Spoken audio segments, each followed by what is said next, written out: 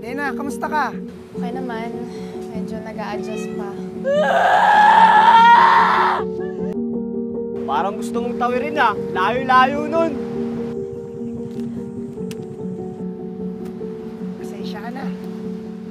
Natagalan ako. Sira kasi yung bangka. Para din ako nakakulong. Kaya tuwing kailangan niya ng parausap. Isubo mo. Bawal akong tumanggi.